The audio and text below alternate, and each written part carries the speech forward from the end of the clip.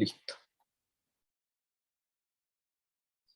Ya, entonces, todas están viendo la imagen que está proyectada, ¿sí? Que es la imagen que se está compartiendo en la pantalla, ¿cierto? Bien, entonces, lo que yo quiero hacer para que comencemos esta charla es un ejercicio de observación, ¿sí?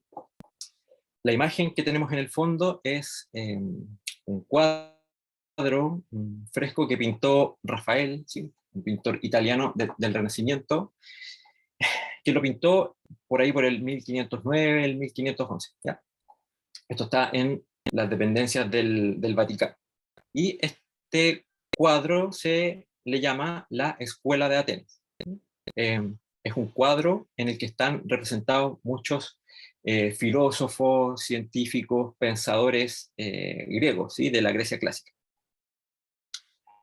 Entonces tenemos, por ejemplo, a ver, por mencionar algunos, aquí tenemos a Parménides, ¿sí? Aquí tenemos a Heráclito, por aquí tenemos a Sócrates, por aquí tenemos a Diógenes, ¿sí?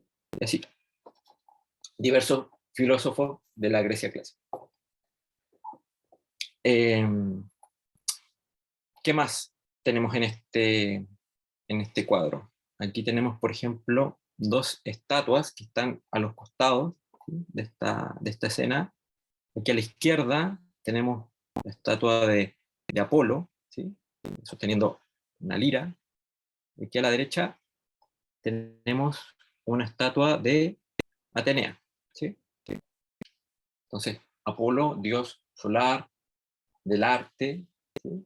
Atenea, diosa de la guerra, de la estrategia militar. ¿Alguien tiene su micrófono abierto?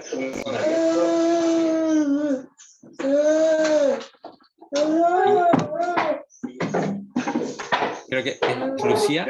Lucía, perdón.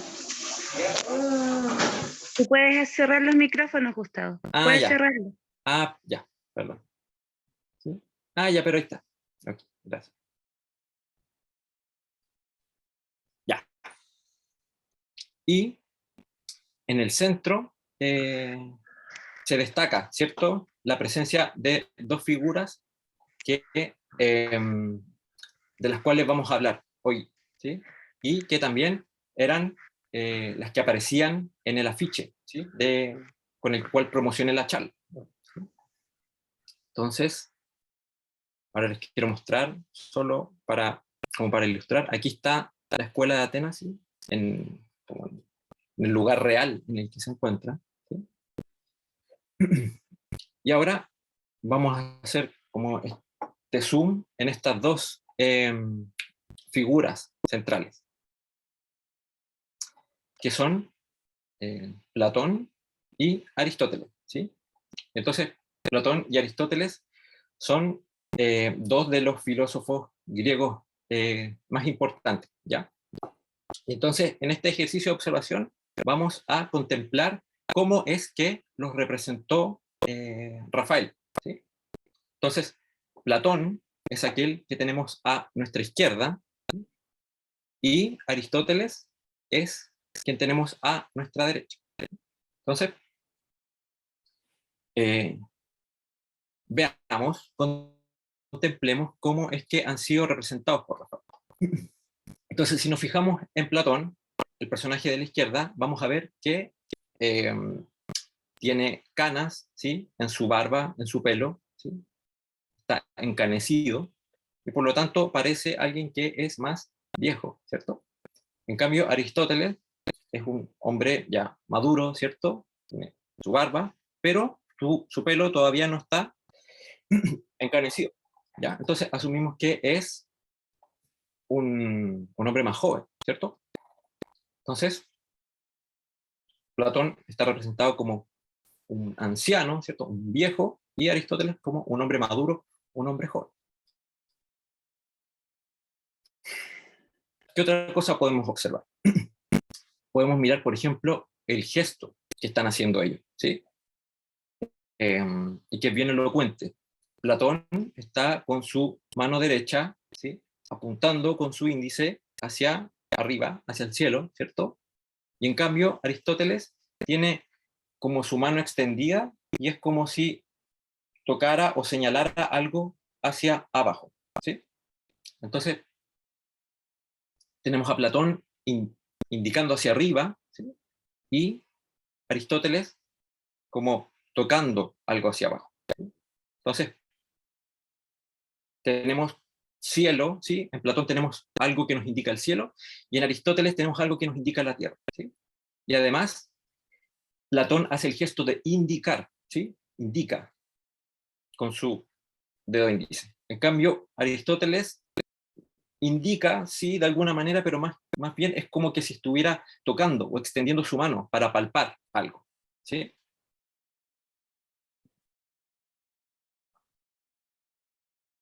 Ya. ¿Qué, qué otra cosa podemos observar? Podemos mirar también la forma en que ellos están vestidos, ¿sí? Entonces, por ejemplo, Platón está envuelto en una manta, una túnica roja, de color rojo, ¿sí? En cambio, Aristóteles, el personaje de la derecha, está ataviado, ¿sí? En una túnica que es de color azul. ¿Ya? ¿Qué otra cosa? Que ahora miramos sus pies, por ejemplo, vamos a notar que Platón está descalzo, ¿sí? Y que en cambio Aristóteles lleva unas sandalias, él está calzado, ¿sí? Entonces, ¿qué es lo que quiero decir a través de todo esto? ¿Sí? Es que entonces Rafael los ha representado como una polaridad, ¿sí? Como personajes que encarnan opuestos, ¿sí? Y de esa manera es como ellos han sido reconocidos como a lo largo de la historia de la filosofía occidental, ¿sí? Entonces, esto no es algo que a Rafael se le ocurrió así, no es algo que él inventó simplemente, sino que él trató de plasmar algo que pertenece eh, a la esencia, podríamos decir, de Platón y Aristóteles y lo que de ellos trascendió hacia nosotros, ¿sí? Lo que trascendió históricamente. Y hay todavía otro detalle, que este es menos evidente, ¿sí? Pero que tiene que ver con el libro que están sosteniendo en sus manos, ¿ya? Si nosotros, tal vez no se note tanto, pero ustedes pueden después buscar la imagen y hacerle un zoom más preciso. Y entonces, si se fijan en el libro que está sosteniendo Platón a la izquierda, van a ver que dice Timeo, ¿ya? En cambio, el libro que está sosteniendo Aristóteles a la derecha es la Ética, ¿ya? Y entonces, en el libro que ambos están sosteniendo, que cada uno de ellos está sosteniendo, también hay una polaridad que está retratada, ¿sí? Vamos a ver si en el curso de la charla podemos hacer alguna referencia a eso, ¿sí? Pero quisiera que con este ejercicio nos quedáramos con esta idea, con estos dos personajes, Platón y Aristóteles, figuras centrales en la filosofía occidental, ¿sí? Y que representan algo así como una polaridad, ¿sí? Y como al parecer son como opuestos y complementarios, ¿sí? Es lo que vamos como a ir descubriendo en la charla. Ya, y ahora vamos a hacer la presentación oficial, ¿sí? Quise partir como con este ejercicio de observación, pero bueno, ahora voy a presentar la charla y me voy a presentar a mí. Como lo puse en el afiche, esta es una charla introductoria a la filosofía de la libertad. Yo me imagino que quienes están acá conocen algo de Rudolf Steiner, de la antroposofía, ¿cierto? Rudolf Steiner es el fundador de la antroposofía y la filosofía de la libertad es uno de sus libros más importantes, ¿sí? Con respecto a mí, mi nombre es Gustavo Villatoro. Bueno, soy astrólogo, terapeuta, me estoy formando como psicólogo, estoy a punto de terminar, ¿sí? Y mi relación con la antroposofía se remonta como al año 2009, ¿sí? En que entré a un seminario antroposófico, pedagógico, terapéutico, ¿sí? Ahí me formé por varios años, tuve la oportunidad de trabajar en una comunidad terapéutica guiada desde las ideas de la antroposofía. Allí trabajé en un jardín de plantas medicinales, cultivé plantas medicinales que luego se utilizaron para preparar medicamentos en una farmacia antroposófica, aquí en Chile, ¿sí? La farmacia Trío. Y también apoyé la labor terapéutica de la comunidad, ¿sí? Estuve en esos varios años, luego tuve la oportunidad de hacer clases, ¿sí? En una primaria, ¿sí? En una iniciativa pequeña, y me he dedicado también a dar charlas y a hablar sobre estos temas, ¿sí?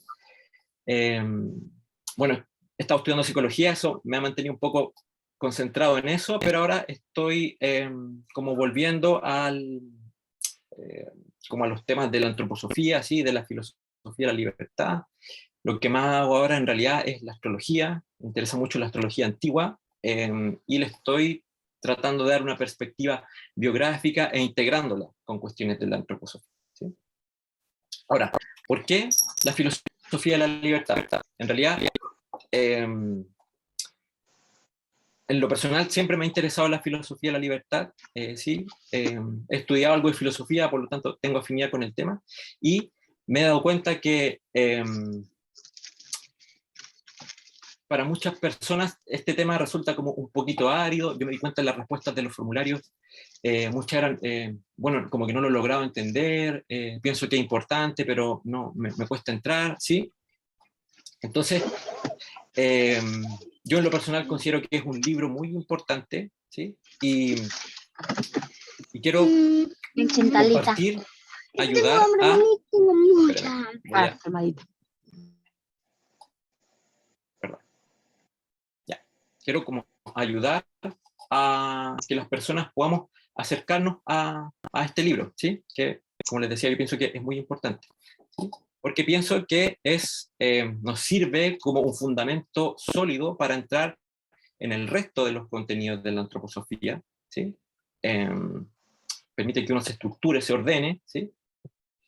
Y también porque la filosofía de la libertad nos permite un diálogo con otros saberes, con otros conocimientos, ¿sí? Por ejemplo, con la psicología, ¿sí?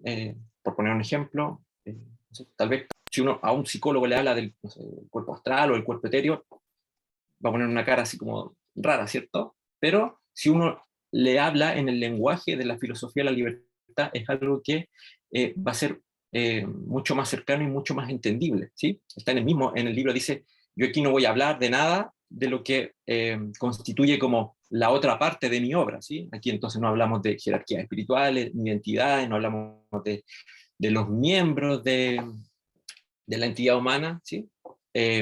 Solo hablamos finalmente de conceptos, de filosofía, ¿sí?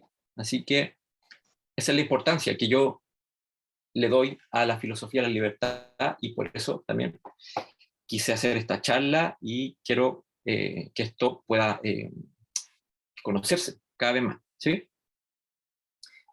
Bien, dicho eso, les presento el itinerario de la charla. Este es el recorrido que vamos a seguir.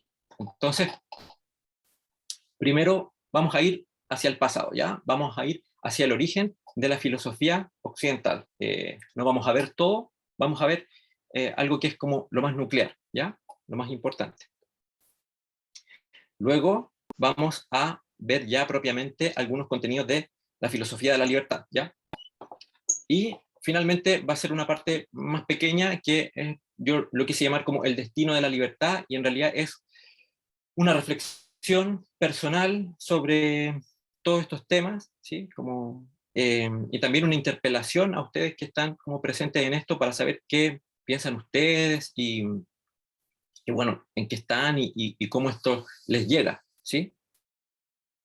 Así que ese es el recorrido que vamos a seguir. Entonces, vamos a empezar con el origen de la filosofía. Ya. Entonces,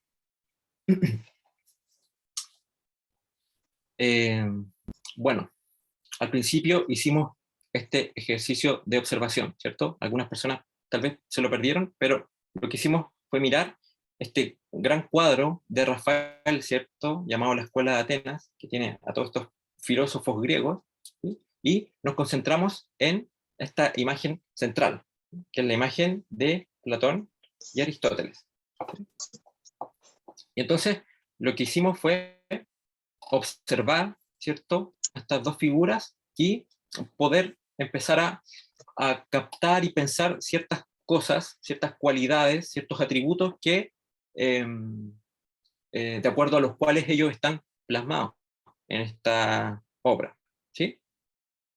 Y entonces lo que empezamos a ver es que estas figuras están representadas como una polaridad, ¿sí? Como una contraposición, ¿sí? Y esta contraposición se manifiesta en distintos planos, ¿sí? Vimos, por ejemplo, la edad, ¿sí? Vimos el gesto, vimos la vestimenta, incluso la forma en que están sus pies, si están desnudos o están calzados, ¿sí? Vimos también el libro que sostenían. Dijimos que todo esto representaba cualidades contrapuestas, polares, ¿sí? Entonces, lo que hicimos fue observar, ¿cierto? Y luego pensamos acerca de lo cual nosotros habíamos observado. Y aquí yo puse algunos de los conceptos a los cuales pudimos llegar, ¿cierto? Entonces, los pongo en dos columnas. Vejez, juventud, cielo, tierra, indicar, palpar, rojo, azul, descalzo, calzado, etc. Tal vez podríamos encontrar otros. Son los que yo encontré en realidad, ¿sí? Los que yo he hallado en mi contemplación. Pero tal vez hay incluso otras señales. Bien.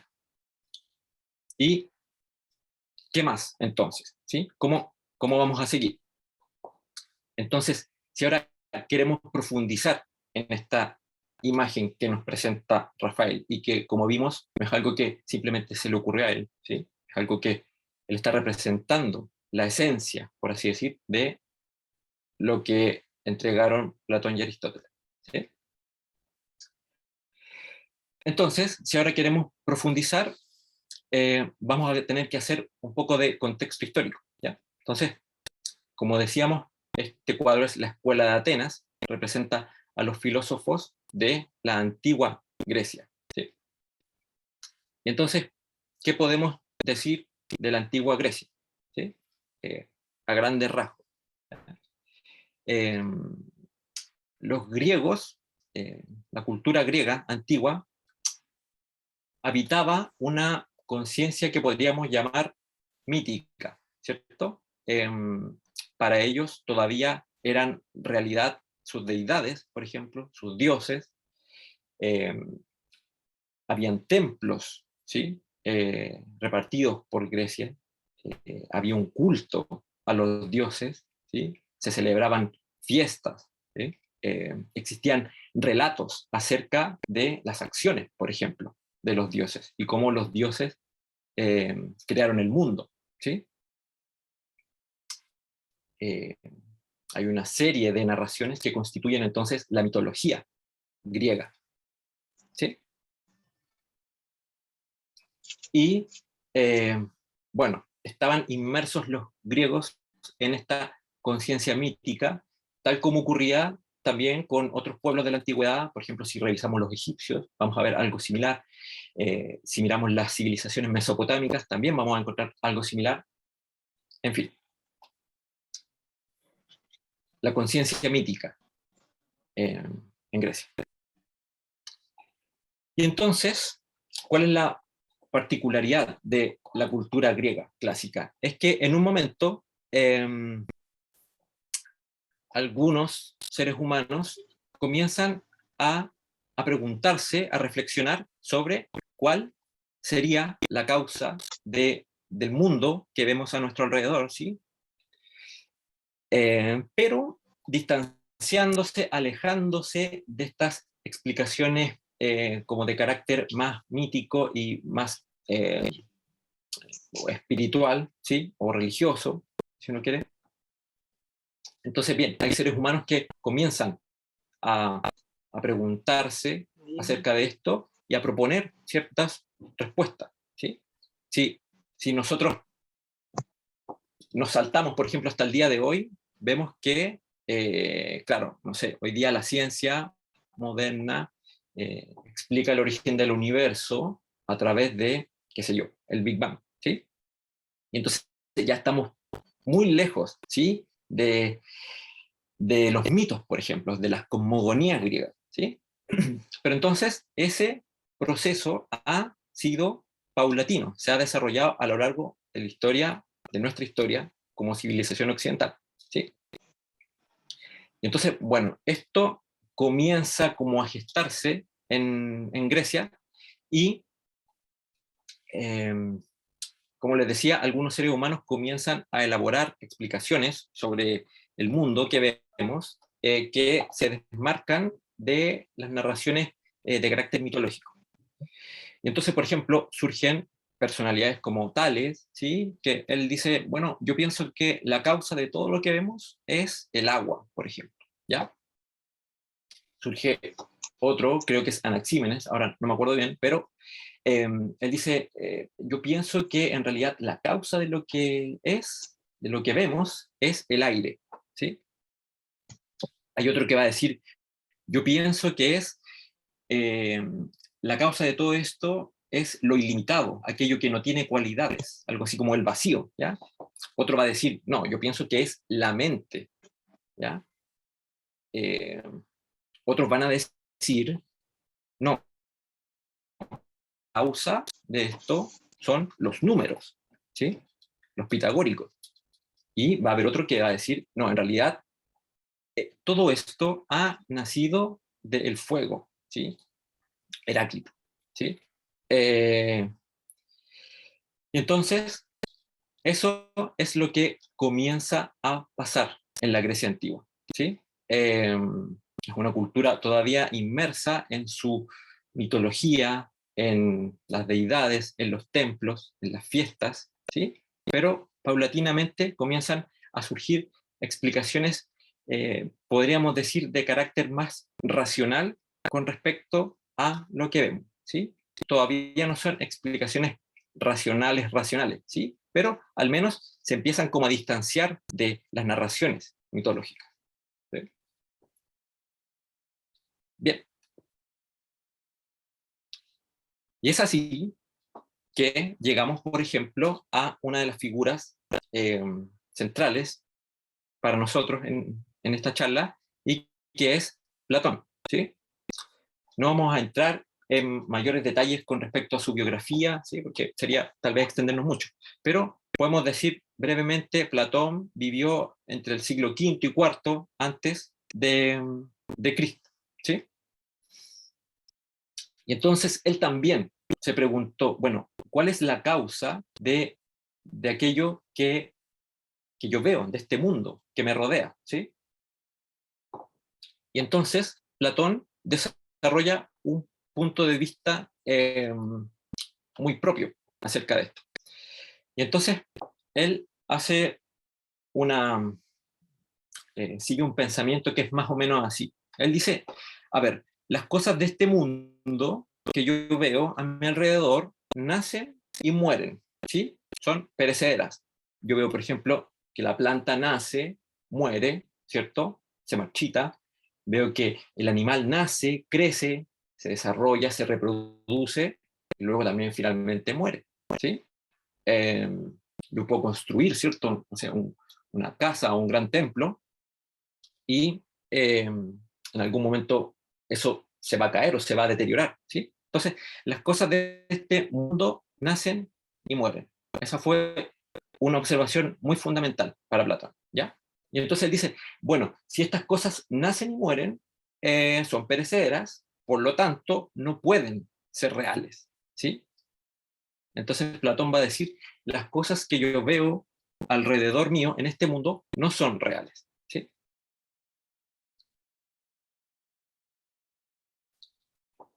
Y entonces, ¿cómo va a seguir su argumentación?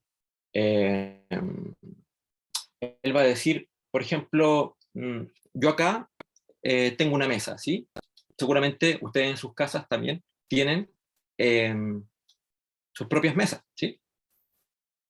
Y entonces Platón diría, mira, en realidad ninguna de estas mesas es real, ¿sí? Por lo ya dicho, ¿sí? Porque es una mesa que alguien fabricó, ¿cierto? Y que perfectamente se podría destruir o acabar, ¿sí?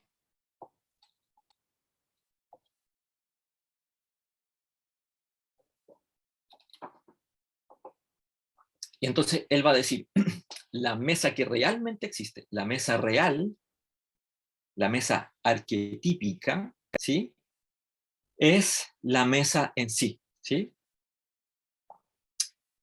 Y todas las otras mesas son copias de esta mesa en sí, ¿ya?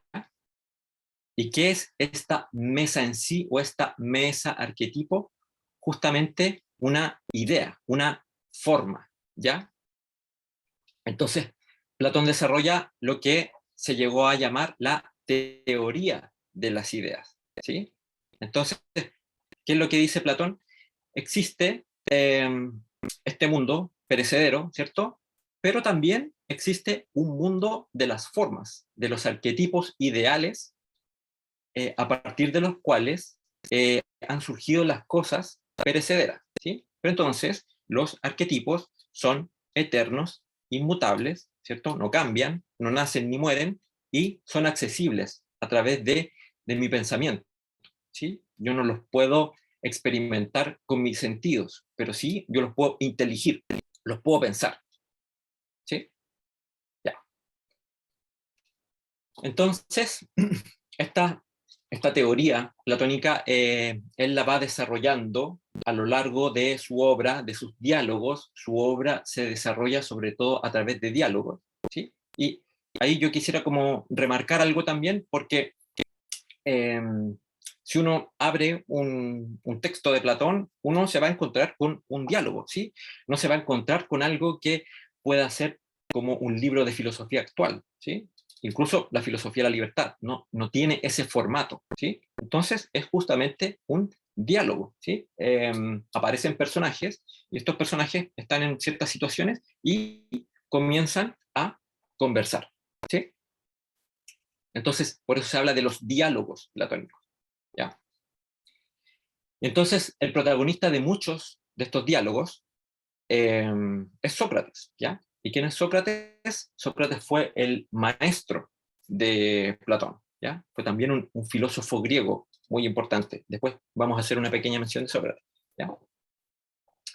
Y entonces en los diálogos platónicos aparece Sócrates, que va a conversar con distintas personas para interrogarlos, ¿sí? Para saber, por ejemplo, qué es el amor, qué es la belleza, qué es la virtud, qué es la justicia, ¿sí? Y entonces es algo que Sócrates, al parecer, hacía realmente, ¿sí? Entonces, eso es lo que aparece en los diálogos platónicos.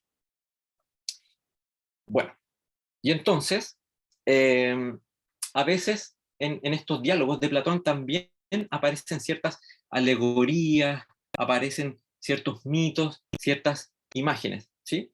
No es que Platón creyera literalmente, por ejemplo, en los mitos, ¿sí? Él está desarrollando otra explicación acerca del mundo, ¿sí? Una explicación que podríamos decir, claro, es más racional, ¿sí? Pero sin embargo, en estos diálogos, él hace recursos de ciertas imágenes, de ciertas alegorías para explicar sus ideas, ¿sí? Eso también creo que es un punto importante de destacar. Y bueno, ese es Platón, ¿sí? Esa es la teoría de las ideas de Platón, y en que entonces existe este mundo de los arquetipos, el mundo de lo eterno y el mundo sensible, perecedero de las copias.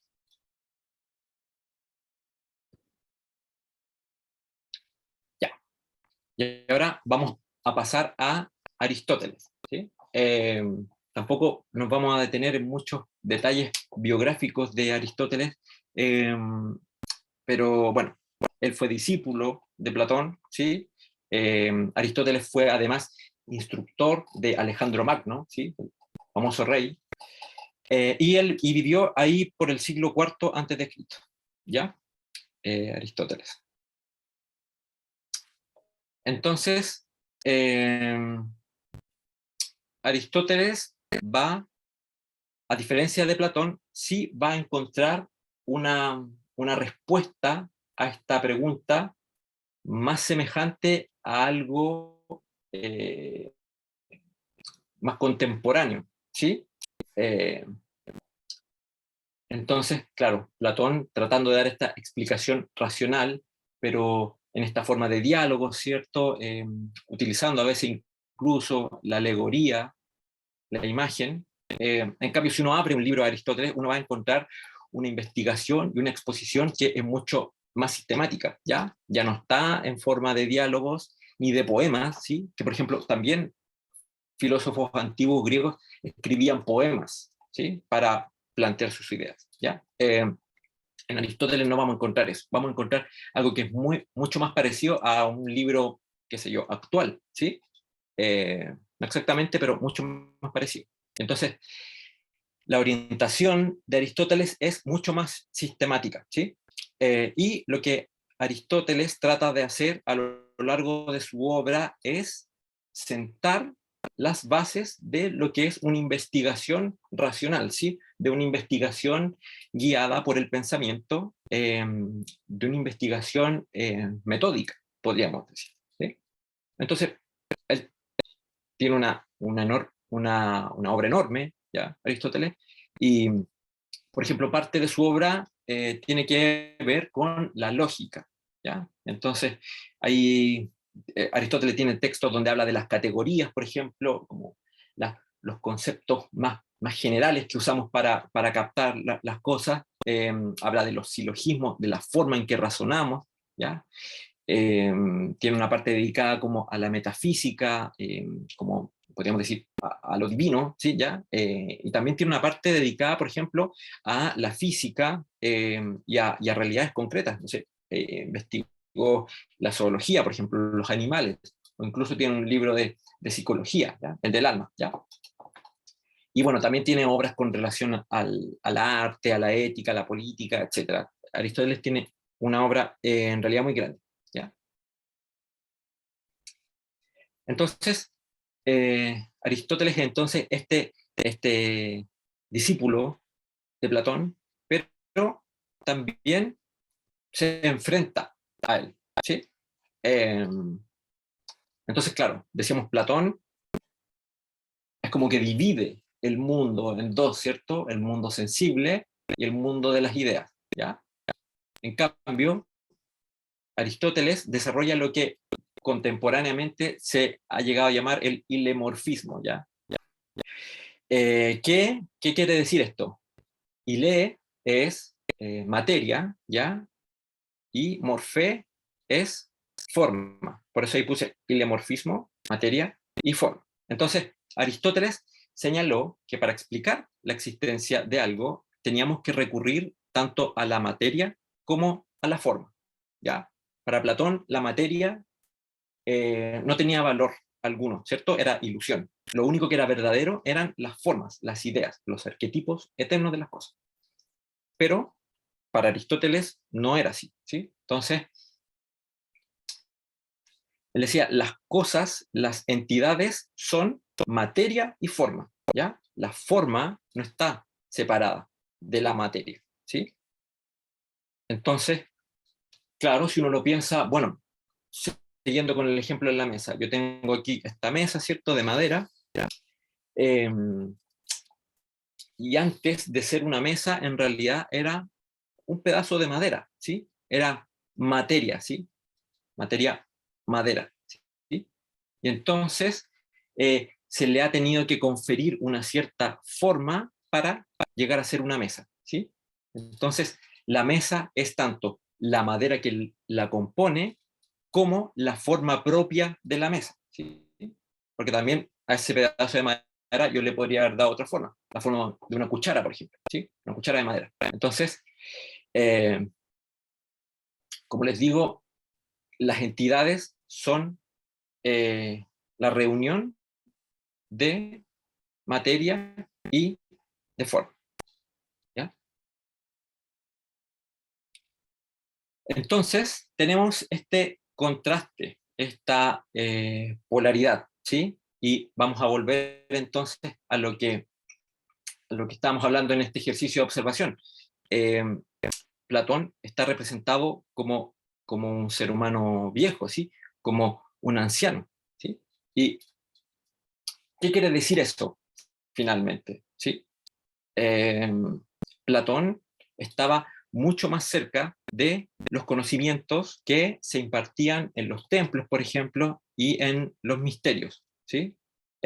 Como les decía, en Grecia todavía eh, existían los templos, los misterios, ¿sí? Y entonces Platón está mucho más cerca de aquello que proviene de la antigüedad, ¿sí? Entonces Platón es el viejo, ¿sí? Bueno, además era efectivamente más viejo que Aristóteles, ¿sí? Pero además es el viejo en ese sentido. Él representa este mundo antiguo, anterior, ¿sí? En cambio, Aristóteles es el hombre maduro, joven, ¿sí? Podríamos decir, él está mirando hacia el futuro, hacia otra cosa, ¿sí? Hacia más bien lo que viene después, ¿sí? Y lo que ha llegado hasta nosotros, ¿sí? Y entonces él se aboca a pensar también, pero a pensar lo que puede ver, lo que puede percibir, ¿sí? Eh, y entonces también Aristóteles es un antecedente muy importante en el desarrollo del pensamiento científico occidental, ¿sí? Aunque su investigación no tiene propiamente ese carácter, ¿sí? Eh, sí ya se acerca mucho más, como le decía, a una investigación sistemática, rigurosa y, y, y muy conceptual, ¿sí? Y entonces, eh, así podríamos seguir, ¿sí? Como revisando cada una de las cualidades polares que pudimos contemplar al principio, ¿sí? Por ejemplo, cielo y tierra, ahora nos hace sentido, ¿cierto? Platón está apuntando hacia el cielo, donde podríamos decir están los arquetipos eternos. En cambio, Aristóteles palpando la tierra, justamente diciendo, bueno, las cosas son materia y son forma, no son solo forma, ¿sí? También tiene sentido esto de que Platón indica, ¿sí? Indica hacia un mundo, ¿sí? Es un mundo que está en otro lado. Eh, y Aristóteles palpa, toca, ¿sí? También incluso uno podría seguir reflexionando sobre el hecho de que Platón esté descalzo y Aristóteles esté calzado, ¿sí? Los misterios, los conocimientos esotéricos o espirituales de la antigüedad no eran algo que se inventara, ¿cierto? Era algo que eh, constituía una tradición, ¿sí? En la que uno tenía que ser iniciado, ¿ya? Entonces, y provenía finalmente, así era para ellos, provenía de los mundos divinos, ¿cierto? Entonces, en ese sentido uno puede entender el que Platón esté descalzo, ¿sí? Está desprovisto de cualquier invento humano, podríamos decir, ¿ya? En cambio, Aristóteles está calzado y eh, uno podría relacionar eso con lo que es su proyecto de conocimiento, su proyecto científico, ¿sí? De desarrollar la lógica, de desarrollar un método, de crear una estructura de pensamiento que le permita entrar, ¿sí? En los fenómenos y conocer, ¿sí? En ese sentido, Aristóteles fabrica algo, ¿sí? Y ahí podríamos encontrar la relación con el estar calzado. El calzado es algo que ha fabricado el ser humano, ¿sí?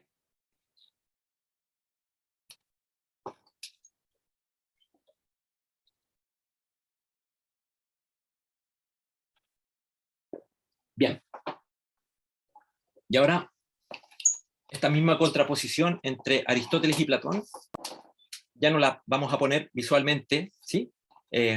Sino que ahora la vamos a revisar un poquito más conceptualmente. ¿Sí? Entonces, yo puse este mapa, es un mapa que encontré en un trabajo de una persona.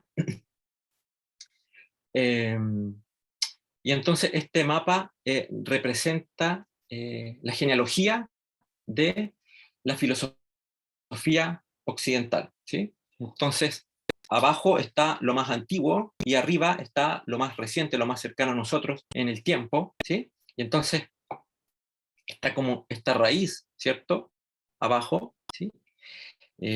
Está ahí en un punto Sócrates, ¿sí? Y luego este tronco se bifurca en Aristóteles y Platón. Y ellos constituyen entonces como la parte más baja, ¿sí? de este tronco del árbol de la filosofía occidental, ¿sí? Y entonces en ellos también se muestra una división que va a ser fundamental para toda la historia de la filosofía, ¿sí? Entonces, si uno va mirando hacia arriba, por ejemplo, en algún momento encuentra el nombre de Descartes, ¿sí? Que es el representante del racionalismo, y de entonces la posición que dice, bueno, nosotros nos tenemos que explicar el mundo a través de nuestro pensamiento, de nuestros conceptos, de la razón, del intelecto, ¿sí? En contraposición, por ejemplo, a los empiristas que están por acá, que dicen, bueno, lo más importante para el conocimiento son los datos que nos provee la experiencia, los sentidos, ¿sí? Entonces, esta controversia, esta contraposición entre Aristóteles y Platón es central en realidad para la historia de todo el pensamiento occidental, ¿ya? Entonces, por eso es muy importante estudiarla y entenderla, ¿sí? Y a través de eso también vamos a poder entender todo lo demás, ¿sí? Entonces, del lado de Aristóteles tenemos que poner a los sentidos, tenemos que poner la experiencia, ¿sí? Eso finalmente, claro, nos lleva a lo que podríamos llamar el realismo. Aristóteles es un realista y Platón, por otra parte, queda puesto del lado del pensamiento, de la razón, ¿sí? Y finalmente, Platón es un idealista, ¿sí? Bien, y ahora vamos a hacer otro ejercicio, ¿sí?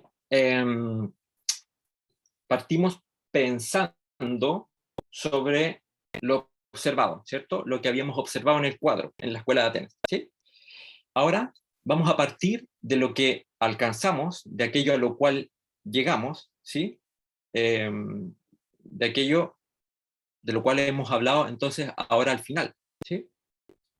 Y entonces vamos a observar esto que pudimos pensar, ¿sí?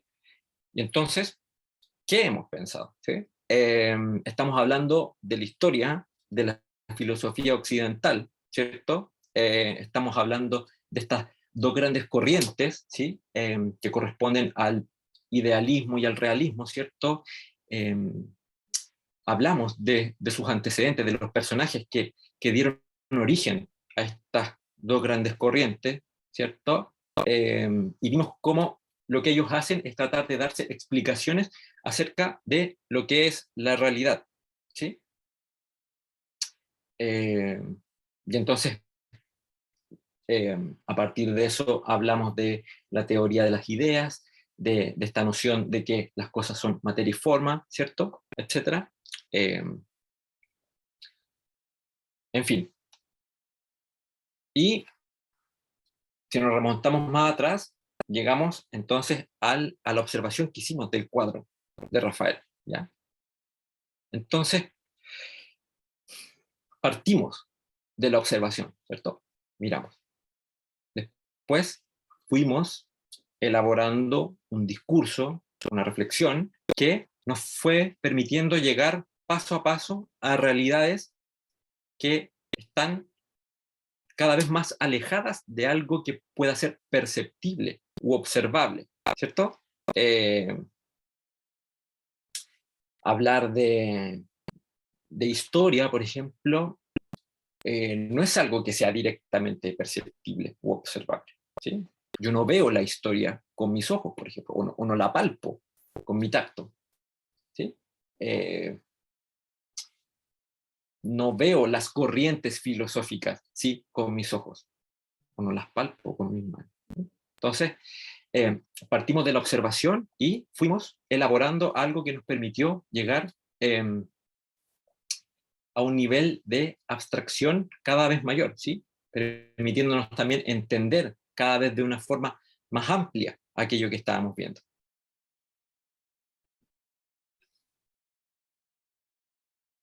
Y entonces, este es el proceso que yo representé aquí, ¿sí? Como en el lado derecho. Entonces, partimos de algo que era observable, ¿cierto? Partimos del cuadro, mi percepción de los gestos, de la vestimenta, de los colores, ¿cierto? Y fuimos encontrando conceptos para eso, ¿sí? Primero uno tiene que abrir, ¿cierto?, la mirada, percibir, y luego uno encuentra un concepto para aquello que ve, ¿sí? Dice, por ejemplo, bueno, esto es rojo, esto es azul, este personaje es un anciano, este es un hombre maduro, ¿sí? Entonces percibimos y luego vamos a encontrando conceptos que nos permiten entender aquello que percibimos, ¿sí?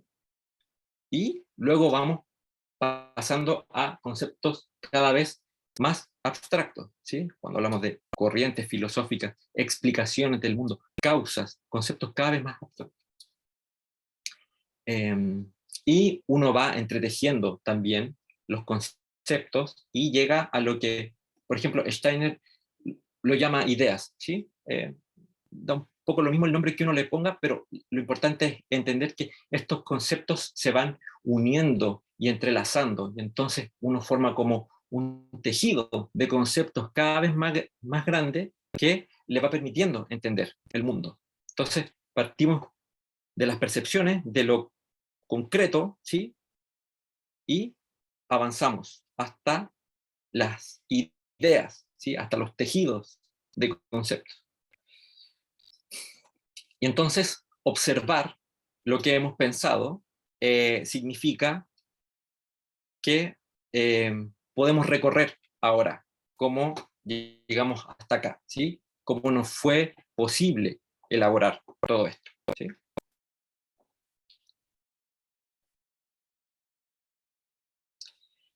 Ya.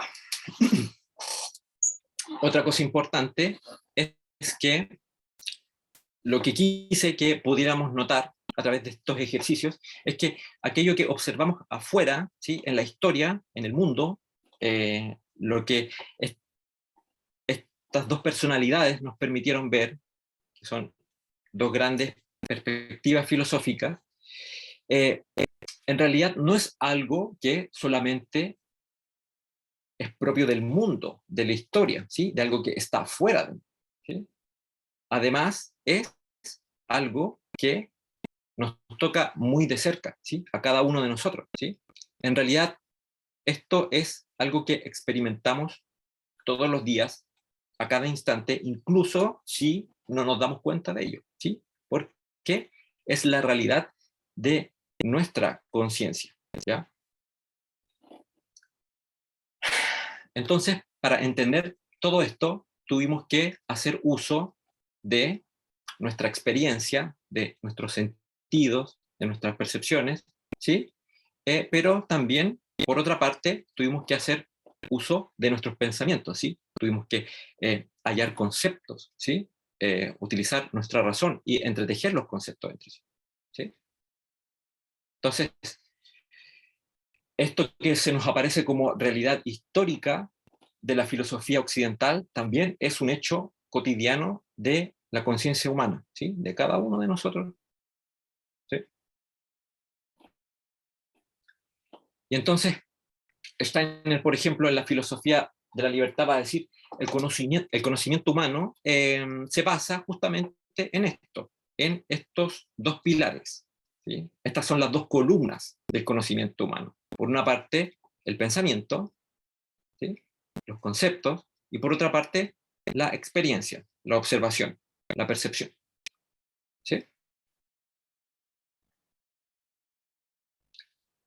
Bien. Y eso, perdón, y eso es lo que nos va a permitir ahora poder entrar en la filosofía de la libertad, ¿ya? Yo había, antes de terminar, quería hacer una pequeña alusión a Sócrates. Va a ser algo muy breve, ¿sí? Y en realidad es un personaje muy interesante también dentro de esta historia. Yo les decía, fue el maestro de Platón. Platón lo retrata como un ser humano que se comienza a preguntar acerca de qué son las cosas, ¿sí? Por ejemplo, qué es la virtud, qué es el bien, qué es la belleza, qué es el amor, qué es la justicia, ¿ya? Entonces, Sócrates es quien comienza a hacer este ejercicio de una forma como más explícita dentro de la historia del pensamiento occidental, ¿sí? Él es quien comienza a buscar las definiciones, el qué es, el qué son las cosas, ¿sí? Entonces, cuenta la anécdota que un amigo de él visitó el oráculo de Delfos y el oráculo le dijo, bueno, Sócrates es el hombre más sabio, ¿sí? Y el amigo va y le cuenta esto y él en realidad quedó un poco perplejo y dijo, ¿cómo puede ser posible que yo sea el hombre más sabio? ¿Sí? Y esto lo condujo entonces a hablar, a comunicarse con las personas y a interrogarlos acerca de lo que ellos hacían, acerca de lo cuales ellos eran expertos, ¿sí? Eh, Ahora, Sócrates era hijo de una partera, ¿sí? De una mujer que ayudaba en los alumbramientos, ¿sí? Entonces, él transformó un poco este oficio de su madre, de partera, ¿sí? en una posición filosófica, ¿ya? Entonces, Sócrates consideraba que el conocimiento era algo que pertenecía a todos los seres humanos y que estaba en cada uno de ellos, ¿sí? Y entonces, eh, él pensaba que había que permitir que ese conocimiento fuera alumbrado, que cada persona diera a luz a ese conocimiento, ¿sí? Mediante las preguntas y mediante el método correcto, ¿sí? Y por eso a su método se le llamó mayéutica, que tiene que ver con este oficio de, del ser partera, ¿sí? Del ayudar en los alumbramientos de, de las guaguas, de los bebés, ¿sí? Entonces, bueno, en algún momento también me gustaría referirme un poco más a esto, pero considero que era importante hacer una pequeña alusión a Sócrates antes de eh, pasar ahora al tema de la filosofía de la libertad. Ya. Entonces, ahora sí vamos a entrar en la filosofía de la libertad, ¿sí? Nos remontamos al origen de la filosofía, ¿cierto? De la filosofía occidental. Vimos la antigua Grecia, Platón, Aristóteles. Nos hemos saltado un montón de cosas que pasaron entre medio, ¿sí? Podemos abordar más en este momento. Pero entonces nos adelantamos como casi 2 milenios, ¿cierto? Eh, bueno, y aquí entonces vamos a hablar de la filosofía de la libertad. Estuve tratando de buscar una imagen que representara esto y me acordé de esta amiga de Rudolf Steiner que es Rosa Mayreder, ¿ya? Que es una personalidad muy interesante. eh, Fue una filósofa, una artista, escritora, feminista, ¿ya?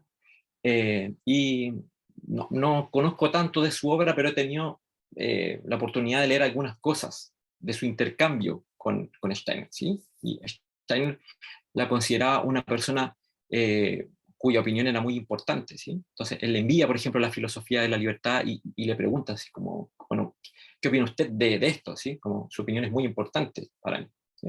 Entonces, se las recomiendo por si quieren averiguar más sobre ella, ¿sí? Yo también estoy averiguando algunas cosas sobre ella, ¿sí? Rosa Mayreder. Bien, y entonces ahora vamos a hablar del autor de este libro, ¿sí? Que es Rudolf Steiner. Tampoco nos vamos a detener mucho, ¿sí? En esto, vamos a decir algunas cosas generales, pero ¿quién es Rudolf Steiner? Él es un filósofo y esoterista austríaco, ¿sí? Claro, nació en el entonces Imperio Austrohúngaro, ¿cierto? Pero en una región que hoy día corresponde a Croacia, ¿sí? Y nace como a mediados del siglo XIX, en 1861, y muere en 1925, ¿ya? Cosas importantes con respecto a Steiner y con respecto al tema que nos convoca hoy. Steiner tuvo la oportunidad de ser el editor de la obra científica de Goethe, ¿sí? Goethe fue un poeta alemán muy importante, ¿cierto? Pero que también una parte de su obra tuvo que ver con un trabajo científico, ¿sí? Con la observación, por ejemplo, de lo que pasa con la luz, el color, con el desarrollo de las plantas, etcétera, ¿sí?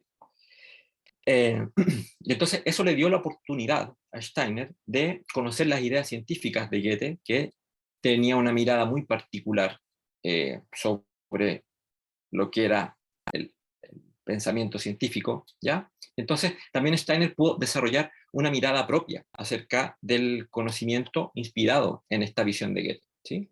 Y entonces él fue desarrollando una teoría del conocimiento, ¿sí?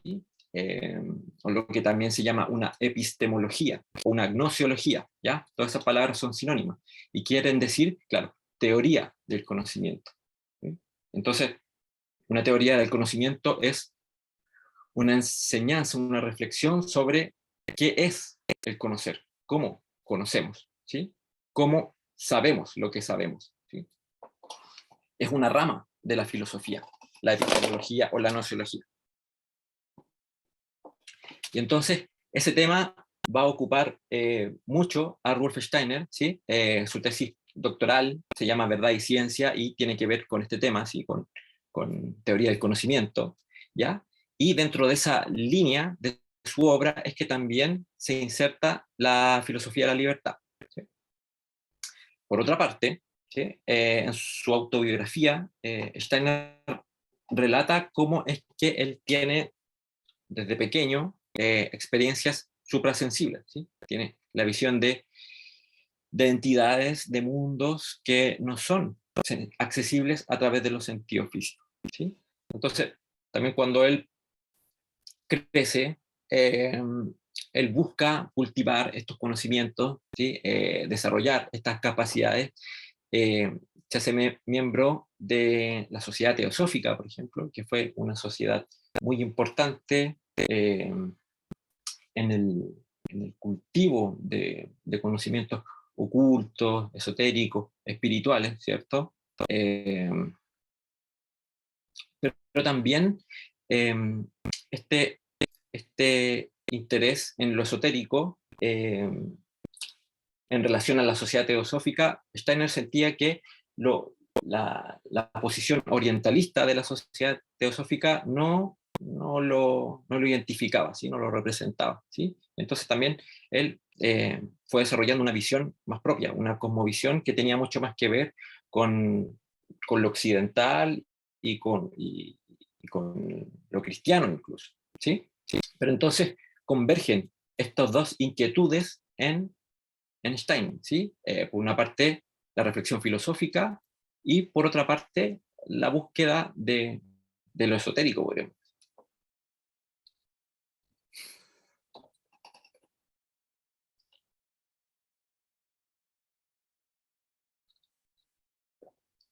Bien, revisemos ahora la obra, ¿sí? Como tal, la filosofía de la libertad, ¿ya? Entonces, aquí puse la imagen de la portada de la primera edición, ¿sí? Fue publicada en 1894, por lo tanto Steiner tenía algo así como 33 años, ¿sí? Y entonces, la temática central del libro va a ser, por supuesto, que es la libertad, ¿sí?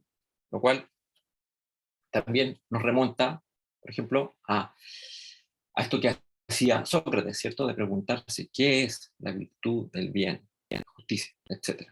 ¿Sí?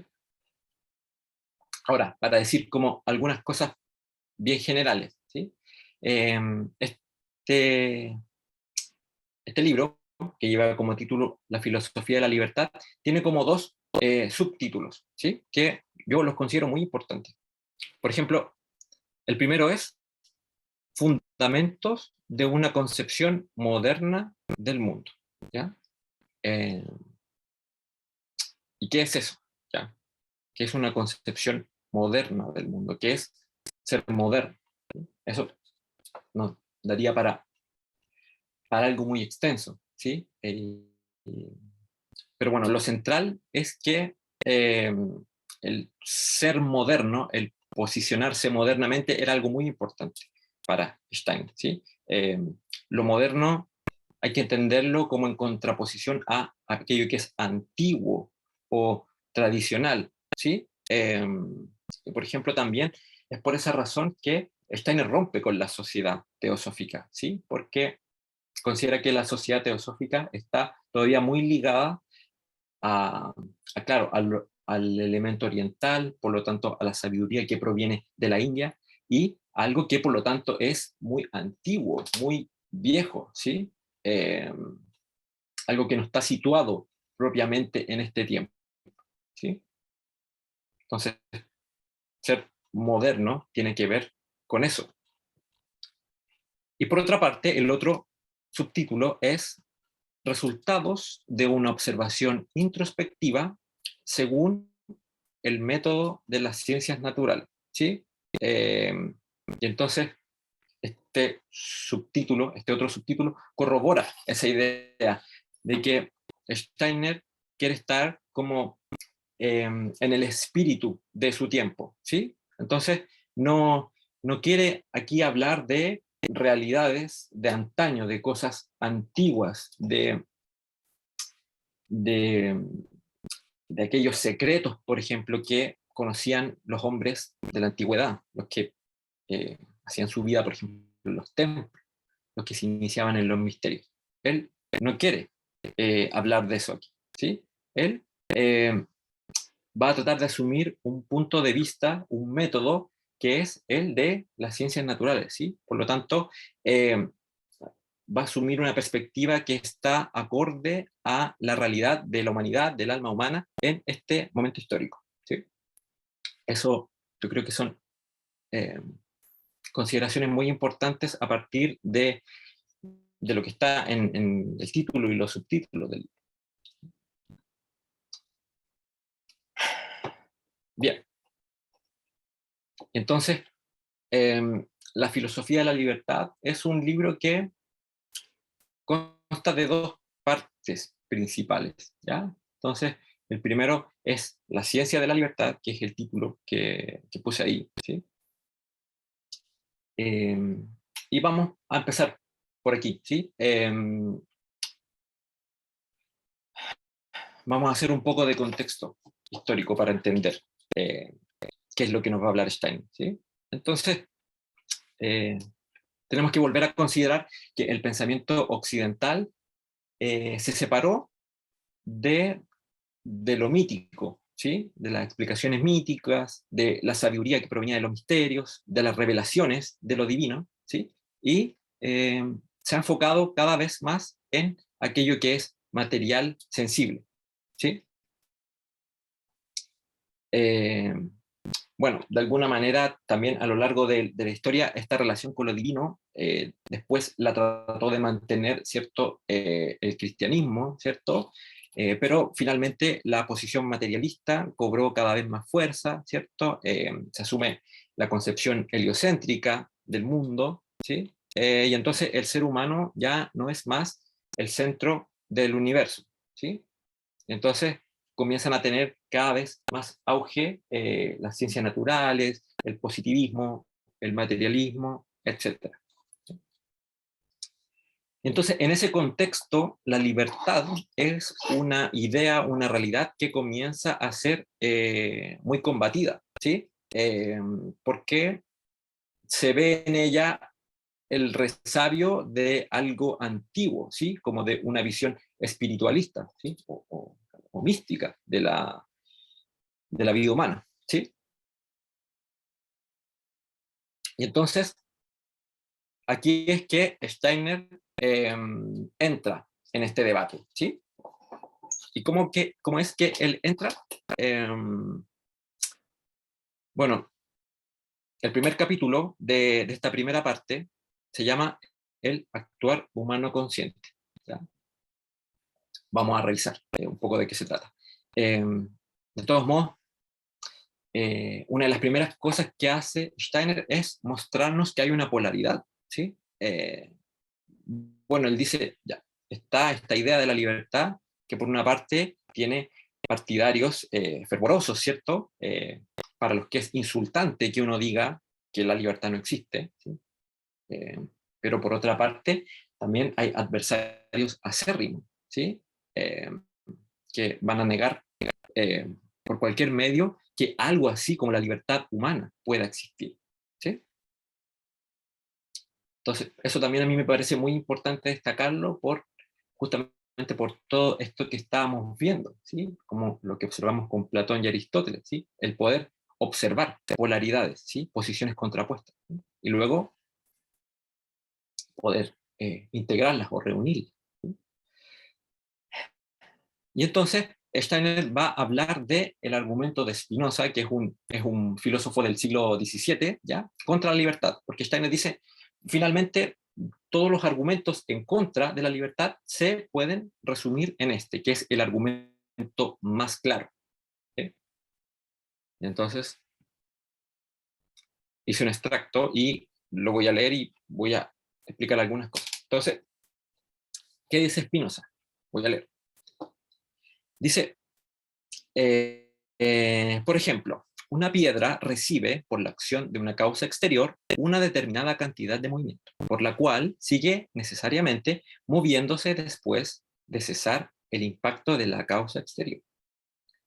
Podemos imaginarnos, por ejemplo, que alguien toma una piedra y la tira, ¿cierto? La lanza por los aires, o nos podríamos imaginar que alguien patea una piedra, ¿cierto? Entonces, por ejemplo, el brazo le imprime una cierta cantidad de movimiento a la piedra, eh, pero una vez que se suelta del brazo, la piedra sigue moviéndose sola, ¿cierto? Ya el brazo ya no la está moviendo, o el pie ya no la está moviendo, ¿sí?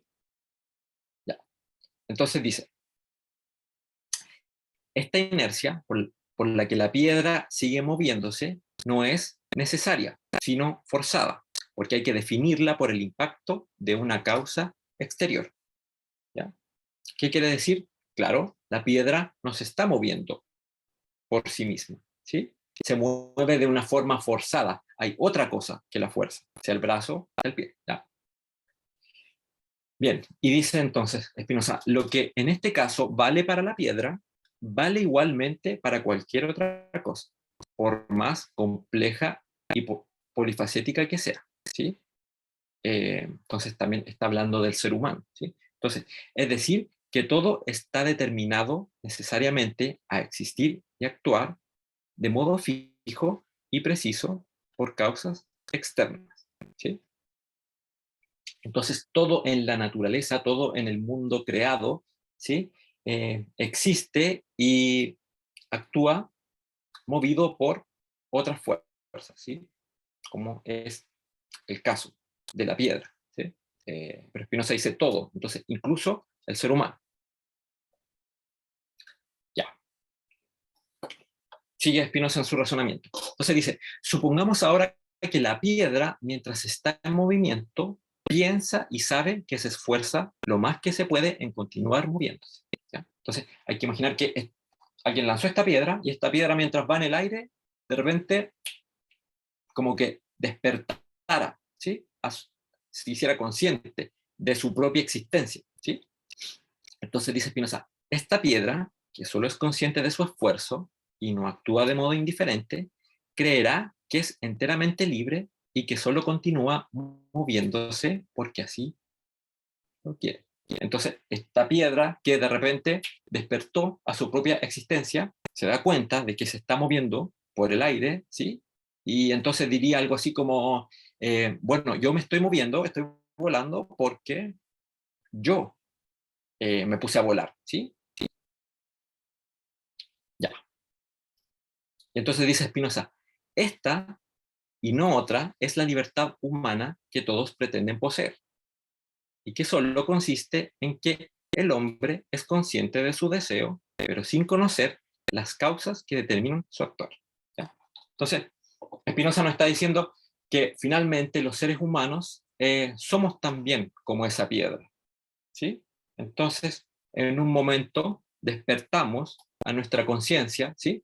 Nos damos cuenta de que queremos ciertas cosas y actuamos para obtener esas cosas, ¿sí? Pero en realidad somos como la piedra porque no vemos la mano que nos arrojó o no vemos el pie que nos pateó, ¿sí? Siguiendo la imagen de Spinoza, ¿sí? No vemos aquello que causa nuestro deseo, que causa nuestro movimiento, ¿sí? Entonces, por ejemplo, eh, Spinoza dice, y entonces pareciera que el niño, el lactante, libremente busca la leche materna, o que el joven furibundo libremente busca la venganza una vez que lo han ofendido, o que el borracho, el alcohólico, libremente busca beber, ¿sí? Eh, pero en realidad lo que pasa ahí es que eh, hay causas que, que mueven a actuar de las cuales no tenemos conocimiento, ¿sí? Entonces, el alcohólico, por ejemplo, eh, mm, cree que libremente busca beber, pero en realidad él está impulsado por una causa de la cual él no tiene conocimiento, ¿sí? Entonces, Spinoza dice, es así que estamos constituidos los seres humanos, ¿sí? Somos iguales que esta piedra que alguien nos lanzó, y solo porque tenemos conciencia de nuestro movimiento, creemos que somos nosotros los que nos movemos, ¿sí? Ya. Entonces, sigue Steiner. Trata de responder a Spinoza, ¿sí? Y entonces, bueno, ahí puse la imagen de Freud que, claro, él desarrolla la psicología del inconsciente, ¿cierto? Que ejemplifica también muy bien esta idea de la cual estamos hablando, ¿cierto? Esto de ser movido por causas de las cuales no tenemos noción, ¿ya? Bien, pero entonces Steiner dice, bueno, de acuerdo, ya. Puedo entender el ejemplo del niño, ¿cierto? Puedo entender el ejemplo de esta persona que quiere beber alcohol porque se ha hecho adicta, ¿sí? A eso, ¿sí? Pero entonces Steiner dice, ¿qué pasa, por ejemplo, con el científico? ¿Ya? Y ahora yo nos pongo ejemplos que se me ocurren a mí. Con alguien, claro, que está, no sé, en su laboratorio investigando, buscando una cura para una enfermedad, ¿sí? ¿Qué pasa con el profesor que elige entrar a estudiar pedagogía, que entra a un seminario para formarse y que quiere, no sé, tal vez irse a un lugar aislado a enseñarle a niños que no tienen oportunidad, ¿sí? de recibir una educación de calidad, ¿ya? ¿Qué pasa con el artista que entonces quiere expresar su mundo interior, su visión de las cosas y plasmarla en una obra? ¿Qué pasa con el hombre religioso, ¿sí? Con aquel que siente la vocación de entregar su vida a un ideal espiritual, ¿sí? Eh, ¿Qué pasa con el artesano que quiere utilizar sus manos para crear, ¿sí? ¿Qué sé yo? Una mesa, zapatos, ¿sí? ¿Qué pasa con el terapeuta que quiere curar a los demás? ¿Qué pasa incluso, uno puede decir, con el guerrero que quiere luchar por su país, por ejemplo, etcétera? ¿O qué pasa con el político que siente la vocación de conducir a su pueblo? ¿Sí? Entonces se pregunta Steiner, ¿es lo mismo? ¿Son lo mismo todas estas situaciones que lo que pasa, por ejemplo, con el niño pequeño que busca la leche materna, que lo que pasa con la persona que es adicta al alcohol o a la sustancia que sea? ¿Es realmente lo mismo?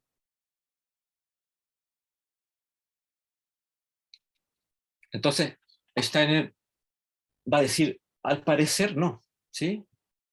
Al parecer, sí, existen impulsos inconscientes, no lo puedo negar, pero también existen motivos conscientes de mi actuar, ¿sí? Entonces, ¿qué significa tener un motivo consciente? ¿Sí? Un motivo consciente es algo que yo puedo enfrentar con mi pensamiento, ¿sí? Claro, si no pienso, estoy en inconsciencia, ¿cierto? Pero cuando puedo pensar, puedo darme cuenta, sé de qué se trata, ¿sí? Entonces sé lo que estoy haciendo.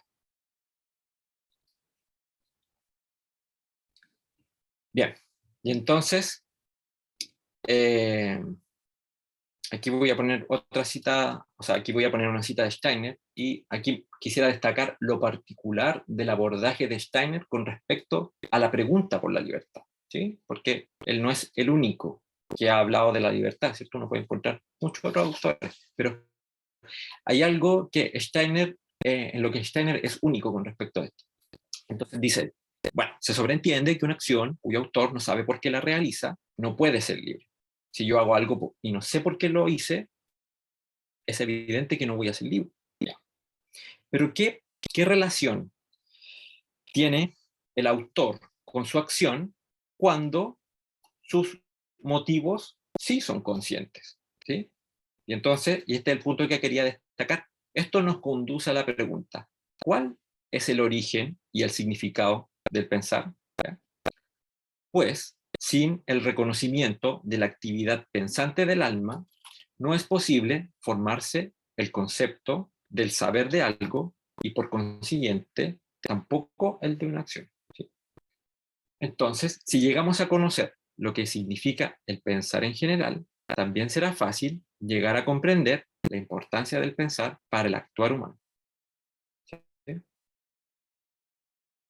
Termina. Con razón dice Hegel, el pensar hace que el alma, que el animal también posee, se convierta en espíritu. Y por este motivo, el pensar ha de imprimir al actuar humano su carácter peculiar.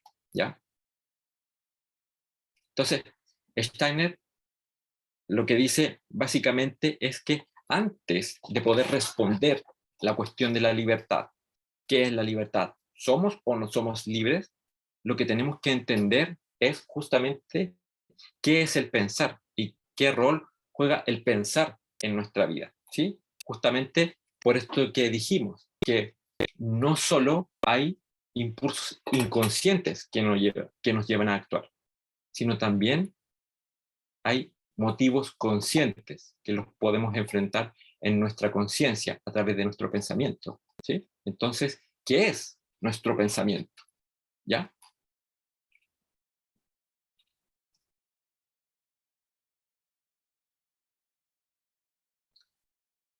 Y entonces, este es el giro que Steiner hace ya al comienzo del libro, ¿sí? Entonces él dice, antes de responder la pregunta por la libertad, vamos a responder la pregunta sobre qué es el conocimiento, ¿sí? Y ahora podemos volver hacia atrás y poder mirar algo de lo que hicimos, ¿sí? Y entenderlo nuevamente, ¿sí? Entonces, ¿cómo es que conocemos? Eso va a ser lo primero que va a ocupar Steiner, ¿sí? En toda esta primera parte que es la ciencia de la libertad, toda esta primera parte de la filosofía de la libertad. Entonces, volvamos a ver esto, ¿sí? Partimos con, con este ejercicio, ¿cierto? Que hicimos de Platón y Aristóteles, ¿sí?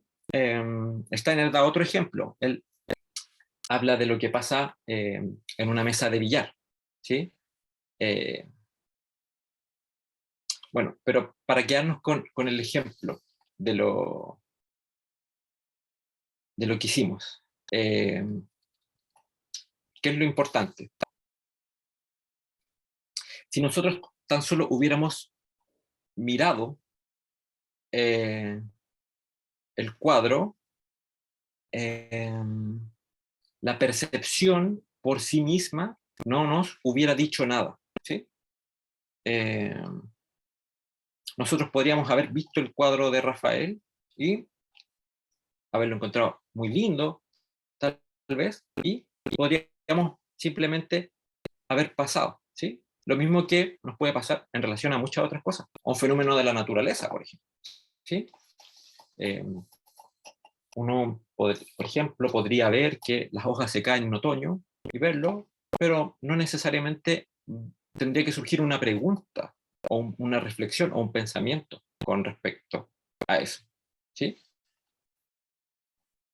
Sin embargo, también nosotros podemos ver, por ejemplo, lo que vimos en el cuadro y puede surgir en nosotros una pregunta, por ejemplo. Y entonces, ¿qué significa esto? ¿Qué quiso representar el autor aquí? ¿Sí? O en el caso de ver un fenómeno natural, ¿por qué ocurre esto? ¿Por qué es que se caen las hojas? ¿Sí? ¿O por qué es que llueve? ¿Por qué es que, etcétera?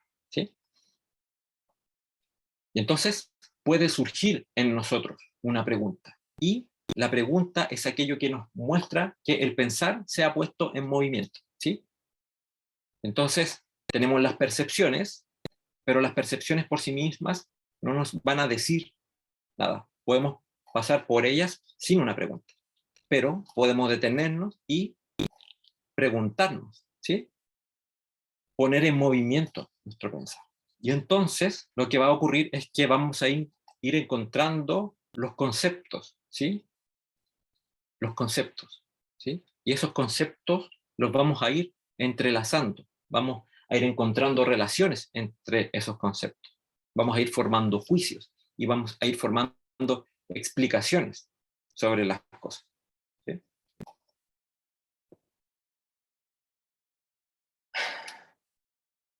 Y entonces nos va a decir Steiner, el conocimiento tiene dos pilares, ¿sí?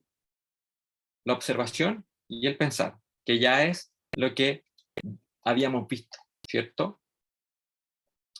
Entonces, por una parte sí, necesitamos observar, ver, oír, sentir las cosas, experimentarlas a través de nuestro sentido, ¿sí?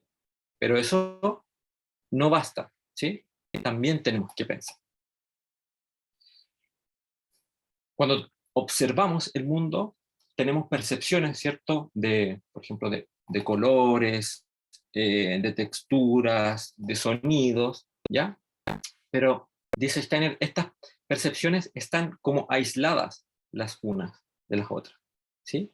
Eh, no tienen inmediatamente una relación entre ellas, ¿sí? Y además nos aparecen como algo dado, como dadas, ¿sí? No es que yo cree el color verde con mi vista, ¿sí? Yo no creo el verde con mi vista, o yo no creo el fa con mi oído, ¿sí? El fa, el sonido de la cuerda de la guitarra, impacta a mi oído, ¿sí? Yo no he tenido que hacer nada para que eso ocurra, ¿sí? Simplemente yo abro, entre comillas, mi audición y esa nota llega.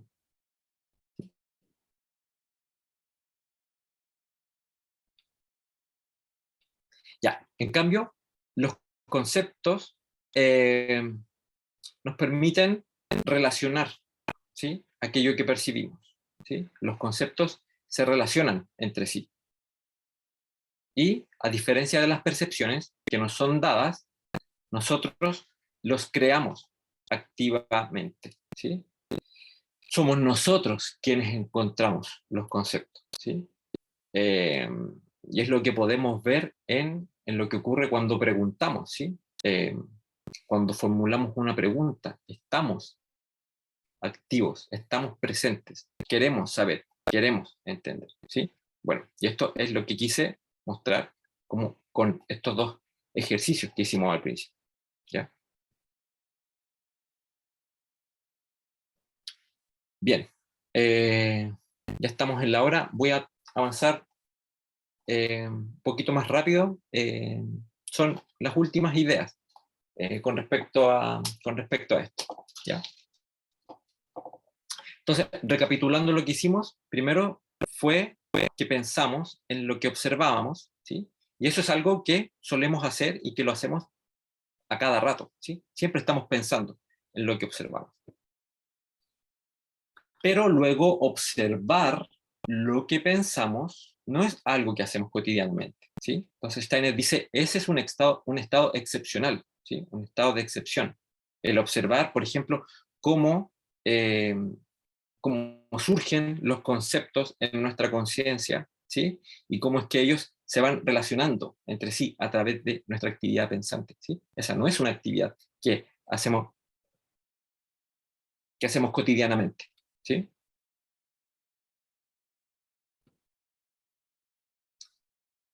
Y entonces, Steiner se pregunta o afirma, bueno, pensamos lo observado, ¿cierto? Pensamos en lo que vemos, en lo que sentimos, pero no observamos lo pensado, no observamos cómo se despliega nuestro pensar, ¿ya? Y entonces él dice, bueno, ¿por qué? ¿Por qué ocurre esto? ¿Por qué es que eh, no miramos el pensar?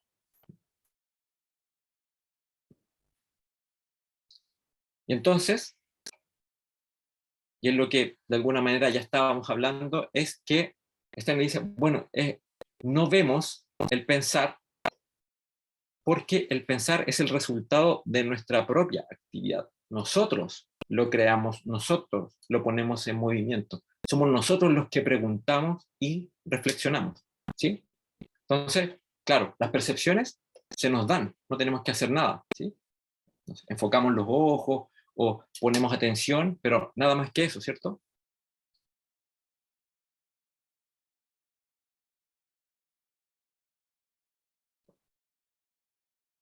Ya. Entonces, yo pienso, ¿sí? Yo pienso. El pensar es resultado de mi propia actividad. Pero aquí dice Steiner, aquí ocurre una paradoja en relación al pensar, ¿sí? Es una actividad individual, ¿sí? Yo soy el que piensa, ¿sí? Como les decía, yo pregunto, yo trato de reflexionar.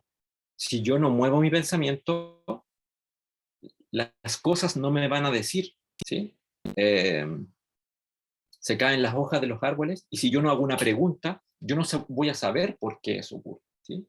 Solo mirar, de solo mirar no lo voy a saber. Me tengo que preguntar y activar mi pensamiento, ¿sí? Entonces, yo pienso, el pensar es una actividad que hago yo, ¿sí?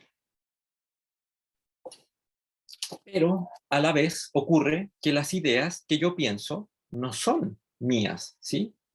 Pertenecen al mundo, ¿sí? Y esto es como lo que nos cuesta entender, ¿sí? Y aquí es donde tenemos que hacer un gran esfuerzo para entender eso, ¿sí? Eh, las ideas no pueden ser simplemente algo individual, algo que, por ejemplo, está en mi cabeza o está en la cabeza del otro, ¿sí? Eh, Podemos tener eh, distintas percepciones, ¿sí? Sobre algo. Yo puedo ver una mesa desde acá y el otro la puede ver desde el otro lado, ¿sí? Pero los dos, por ejemplo, vamos a decir, bueno, sí, esto es una mesa. Vamos a estar de acuerdo en que esto es una mesa, ¿sí? En que esto se corresponde con el concepto, con la idea de mesa, ¿sí? Entonces, las ideas, los contenidos de nuestros pensamientos no son algo individual, no son algo que me pertenece solo a mí, son cosas que pertenecen al mundo, son universales, ¿sí? Y es por eso también que nos podemos entender, ¿sí? Entonces, claro, por una parte yo pienso, ¿sí? Pero por otra parte, y esta es como una experiencia que uno tiene que ir construyendo interiormente, también es cierto que se piensa en mí, entre comillas, ¿ya? En el sentido de que las ideas, los pensamientos, eh, están ahí, son parte del mundo, ¿sí? Yo me activo para descubrirlos, para que aparezcan, pero ellos tienen una existencia independiente de mí, ¿sí? Si no, no podríamos llegar a ninguna verdad, ¿sí? Porque entonces yo soy el que inventaría cómo están relacionados los conceptos entre sí, ¿sí? Etcétera. Bueno, ahí se abren hartas reflexiones más, ya estoy tratando de demostrar el camino que va siguiendo Steiner, ¿sí? Y bien, ahí yo les decía, ese es como un punto como muy importante y que requiere en realidad mucho trabajo, mucha reflexión, ¿sí? Y, y en realidad, como les decía, antes de saltar a la segunda parte, que es la realidad de la libertad, lo que tenemos que entender bien es esta parte, ¿sí? Eh, Justamente por lo que dice Steiner, tenemos que entender cómo es que pensamos, qué es el conocimiento, ¿sí? Son esas preguntas las que tenemos que responder primero, antes de poder entender qué es un acto libre propiamente tal. ¿Sí? Y acá yo, claro, quería adelantar algo de lo que se trata, la segunda parte de la filosofía de la libertad, pero bueno, yo creo que con lo que hemos visto es suficiente por hoy y como les digo, es lo más importante, o sea, en el sentido de que es lo que uno primero tiene que entender para poder comprender luego qué es el acto libre, ¿sí?